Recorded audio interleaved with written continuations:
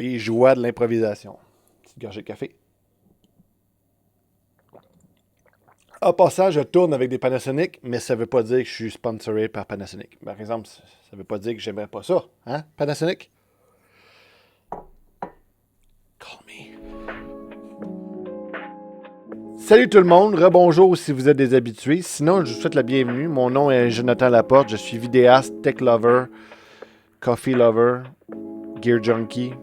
Et aujourd'hui, j'amène backstage dans mon travail. Je vous montre un peu mon workflow lorsque j'importe des vidéos, lorsque je crée des vidéos. Premièrement, j'aimerais mentionner qu'un workflow, c'est quelque chose de personnel. Chaque personne va en avoir un différent. Ça vous appartient. Je ne pense pas avoir le meilleur workflow de tous les temps, mais c'est quelque chose qui s'applique bien à moi, qui fonctionne bien pour l'instant. Et c'est quelque chose aussi que j'aurais aimé savoir dès le début lorsque j'ai commencé à faire des vidéos. Bien savoir, avoir un workflow structuré. Donc, la première chose que je fais, moi, lorsque j'arrive d'un tournage, j'arrive avec mes fameuses cartes SD et j'essaie d'être religieux là-dessus, d'être très, très discipliné. Dès que j'arrive avec mes cartes SD, je les transfère sur mon ordinateur. Même s'il est tard et que je suis super fatigué du tournage, je le fais quand même avant d'aller me coucher parce que pour moi, ça va m'aider à bien dormir la nuit. Donc, la première étape que je fais lorsque j'importe mes vidéos, c'est que je me crée un nouveau dossier. Comme si on regarde ici, là, présentement, je suis dans un disque dur, à la racine d'un disque dur. Je vais faire bouton droit, nouveau dossier. Dans cette architecture-là, je vais me créer premièrement un dossier 2020, parce que on est rendu 2020 déjà. Le temps passe tellement vite. Et dans 2020, je vais créer deux dossiers qui sont mes deux branches de compagnie. Mariage,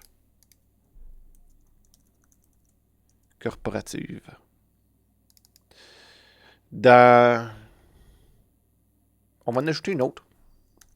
Personnelle. À l'intérieur de chacune des divisions, ce que je vais faire, c'est que je vais aller me créer. Présentement, j'ai des fichiers à importer, donc je vais me créer un nouveau dossier. Je vais le nommer avec le titre qui lui correspond bien. Mettons, dans ce cas-ci, j'ai un tournage de S1H de Panasonic. Donc, je vais écrire Panasonic S1H. J'aime bien aussi écrire la date. Donc, 2019. Yeah, right. 2020. 21 janvier. Donc, 01-21. Même. Et à l'intérieur de ça, donc ça, c'est mon dossier principal dans lequel je vais mettre mes fichiers. Et à l'intérieur de ce dossier-là, je vais me créer un paquet de petits dossiers. Je vais les appeler, premièrement, un qui va s'appeler Final ou Final en anglais. Un qu'on va appeler Clip. Je vais en créer un autre qui s'appelle Soundtrack. Un qui s'appelle Audio. Je vais en mettre plus présentement que ce que j'ai besoin, mais c'est pour vous montrer un peu la possibilité ici que vous avez. Un qui va s'appeler FX. FX pour Sound Effect. C'est pas mal ça. Je pourrais en créer un autre qui s'appelle Image ou Photo. Parfait. OK. Dans le dossier clip, je vais venir créer un dossier qui s'appelle S1, Panasonic S1. Et à l'intérieur de Panasonic S1, je vais venir mettre mes fichiers. À la racine ici de clip, vous pouvez créer plusieurs dossiers pour toutes les caméras que vous avez. Si vous avez un drone, je les mettrai à cet endroit-là. La prochaine étape, si j'aurais des fichiers audio venant d'une entrevue ou quelque chose, un enregistreur externe, je viendrai les mettre dans audio qui est ici. Par la suite, le dossier Final serait pour mes éditions finales lors de l'exportation de Final Cut. FX pour tous mes fichiers qui sont de sound effect que je vais utiliser lors de mon projet. Images, si jamais je fais des exportations d'images ou je veux importer des images à l'intérieur de Final Cut, des logos de compagnie ou autres, ça va être là-dedans que je vais les mettre. Et Soundtrack, bien évidemment, lorsque j'ai une musique et je veux l'importer, ça va aller là-dedans aussi. L'avantage de fonctionner comme ça, c'est que je peux fonctionner directement sur mon dossier d'archivage, donc les disques durs qui sont moins rapides de mon ordinateur. Je peux les utiliser pour copier tous mes fichiers là Et lorsque j'ai besoin de travailler dessus, je peux simplement copier le dossier au complet et venir le copier dans un de mes disques durs ici de production, qui sont des disques durs de SSD, donc beaucoup plus rapides. Ça m'aide à avoir un workflow qui est plus consistant.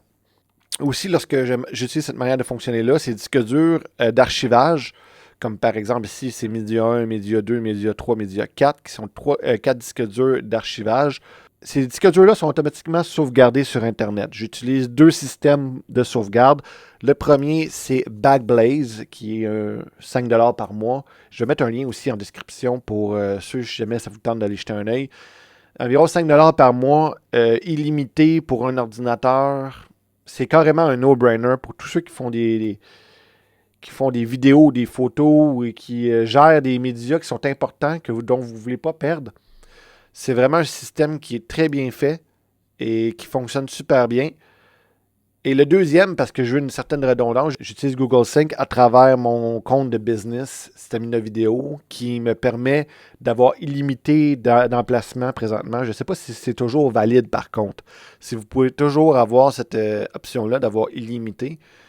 Mais ça donne mes 2 backups. Donc tous les disques durs 1, 2, 3, 4 de médias sont automatiquement tous sauvegardés par Backblaze et par Google Drive. C'est sûr que si vous allez avec cette solution-là, ça va vous prendre une solution avec un Internet qui soit extrêmement fiable. Présentement, ici, j'ai 1000 mégabits seconde, upload, download. Et je vous le recommande fortement si vous désirez faire du vidéo et les sauvegarder sur Internet. Lorsque j'ai fini de compléter mes fichiers, je peux aller me coucher. Les backups vont automatiquement prendre la relève. Ils vont sauvegarder tout ça durant la nuit. Et ça va me permettre d'avoir l'esprit tranquille lorsque je vais aller me coucher. Présentement, je tourne à deux médias. Donc, j'ai toujours le deuxième SD qui va me rester avec moi, qui va me permettre d'avoir une certaine tranquillité d'esprit le temps que le backup prenne la relève, sauvegarde des fichiers. La prochaine étape le lendemain matin, c'est de formater mes 2 cartes SD que j'ai utilisées lors du tournage d'avant parce qu'ils ont été sauvegardés sur les 2 systèmes de sauvegarde. Ça, c'est pas quelque chose que je fais tout le temps. Et je veux, en 2020, le faire plus souvent parce que ce qui arrive présentement, c'est que ça me cause certains problèmes parce que les cartes sont presque déjà toutes remplies.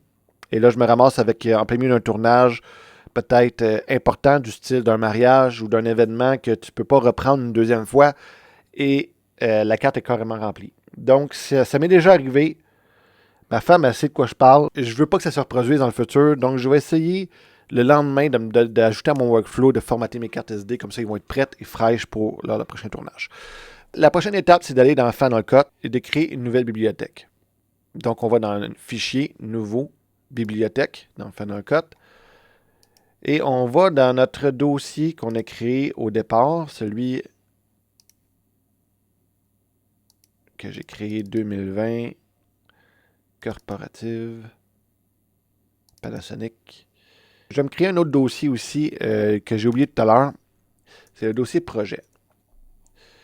Donc, si je reviens à ma nomenclature originale, donc j'ai projet, clip, image, FX, audio, soundtrack, final. Je m'en vais dans le dossier projet et je vais nommer ici mon projet Final Cut. Et c'est fait. Par défaut, lorsque on crée une nouvelle bibliothèque, Final Cut va nous créer un nouvel événement qui correspond à la date actuelle d'aujourd'hui. Il y a plusieurs manières de fonctionner présentement. Il y a certaines personnes qui vont décider de se créer, exemple, une bibliothèque 2020. Et à l'intérieur de 2020, ils vont venir se créer plusieurs événements. Tout va se retrouver à l'intérieur de la même bibliothèque qui va s'appeler 2020. Pour moi, ce n'est pas quelque chose qui est viable parce que, comme vous avez vu au départ, chaque fois que je travaille sur un nouveau projet, je le copie dans un dossier dans mon disque dur SSD pour la rapidité d'exécution et tout ça. Et je n'ai pas de capacité suffisante pour permettre d'héberger tous mes projets d'une année. La deuxième raison, c'est que ça va ralentir beaucoup Final Cut. Donc, j'ai décidé d'aller avec la solution de créer une bibliothèque pour chacun de mes projets. Pour moi, ça fonctionne mieux. Maintenant, je suis prêt à importer mes fichiers dans ma bibliothèque de Final Cut. Donc, j'ai un fichier importé, donné. Et à l'intérieur de ça, je vais naviguer vers mon dossier que j'ai créé précédemment. Donc, 2020, corporative. PLSec S1H. Et à l'intérieur de ça, j'ai mes petits dossiers que j'ai créés. Je vais tout sélectionner, sauf le dossier projet. Ça, c'est à prendre en compte que j'ai bel et bien copié les fichiers tout à l'heure à la bonne place.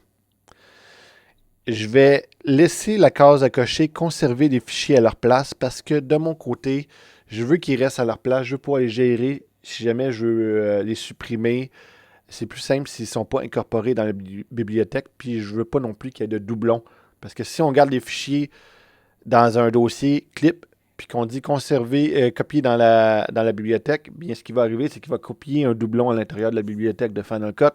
Et vous allez avoir des fichiers et des doublons à l'intérieur de Final Cut. Une bibliothèque qui va être immense de Final Cut. Pour moi, ça ne vaut pas la peine, donc je décide de les conserver à leur place. Je ne transcode pas mes vidéos. Avec ma configuration présentement, je n'ai pas besoin d'exporter une version proxy ou de créer une version optimisée pour l'utilisation. Je suis peut-être très chanceux. J'ai pas besoin présentement d'utiliser ça.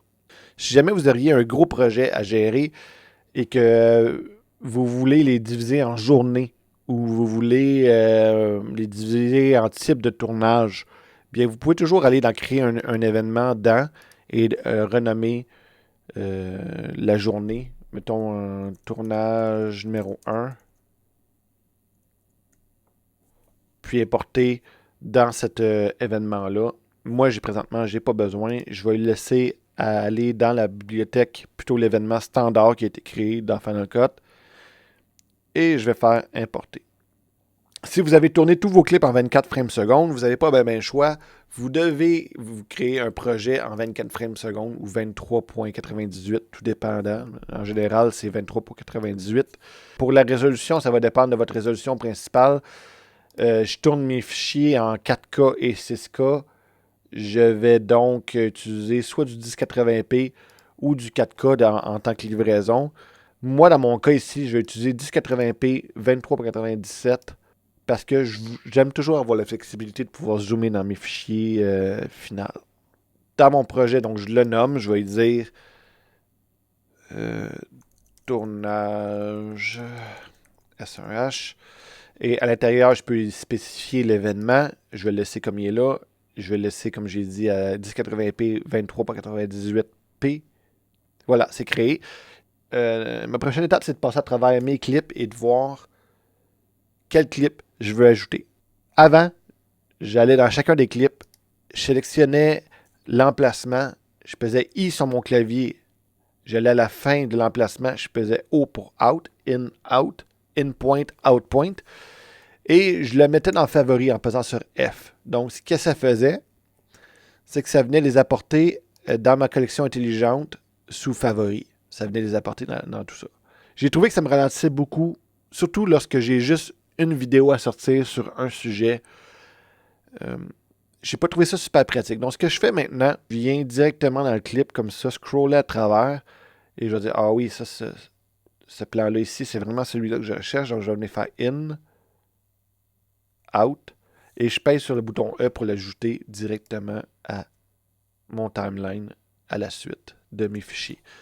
Je peux pas aller en profondeur dans les shortcuts de Final Cut. Ça sera sûrement pour une autre vidéo parce que c'est une vidéo à part entière de traiter de ce sujet-là. Mais c'est un gros plus pour vous d'apprendre à utiliser les shortcuts de Final Cut. Ça va augmenter votre vitesse d'édit vraiment dramatiquement. La prochaine étape, c'est de corriger les couleurs. Et pour ça, j'utilise le LUTs de Color Correcting de Paul Leeming, qui fonctionne super bien et ça me permet d'avoir la base de correction de couleurs. Donc là, ici, je vais venir corriger ma luminosité. Lorsque j'ai terminé, j'exporte. Donc, je vais venir ici sélectionner ma résolution. Si je voudrais une résolution inférieure à 1080p, bien c'est ici que je viendrai la sélectionner. Là, je vais laisser à 1080p.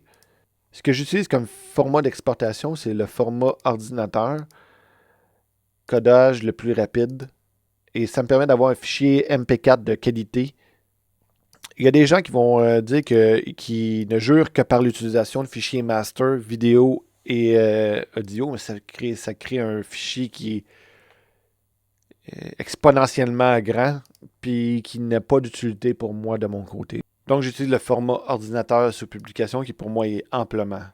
Donc, je vais venir sélectionner ma résolution 1080p, je fais une exportation et je vais venir sélectionner mon dossier dans lequel j'ai créé tous mes petits dossiers tout à l'heure, corporative, S1H, dossier final. Si c'est un draft, je vais le nommer draft 1. Donc, tous mes drafts vont être à cet endroit-là, draft 1, draft 2, draft 3, jusqu'au draft final, à la version finale du vidéo qui va être identifiée comme étant finale aussi. Ce workflow-là, pour moi, fonctionne bien parce que ça me permet par la suite, lorsque vient le temps de faire du ménage dans mes choses, admettons que ça fait plusieurs années que j'ai fait ce projet-là, et je manque d'espace, je veux libérer un peu d'espace sur mon disque dur, bien, j'ai juste besoin d'aller dans Corporative et de supprimer tout sauf le dossier final qui va me permettre de garder mes fichiers finaux dans ma nomenclature. Dans ma nomenclature directement. Ça me permet aussi cette manière de fonctionner là, de copier des fichiers directement sur un disque dur, de partir avec, de faire de l'édit on the go si jamais j'ai besoin de faire l'édition sur la route. La gestion d'un workflow efficace, c'est un must quand tu commences à faire des vidéos. Parce que si les fichiers commencent à s'empiler un par-dessus l'autre, vous n'en viendrez pas à bout. Puis moi, au départ, c'est ça que j'aurais aimé savoir.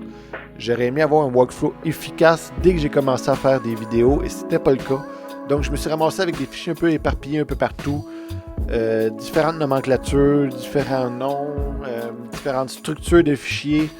Et pour moi, cette structure-là fonctionne super bien.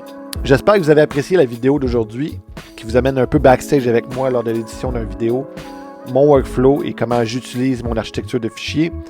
Si vous avez des suggestions dans le workflow, dans mon workflow, que vous utilisez une manière de fonctionner différente, n'hésitez pas à laisser un commentaire en bas. Ça me fait plaisir de vous lire. Si vous n'êtes pas abonné et que vous désirez voir ce type de contenu plus souvent, n'hésitez pas à vous abonner, à liker cette vidéo. Et moi, je vous revois lors de la prochaine vidéo. Ciao, guys! C'est comme un petit animal.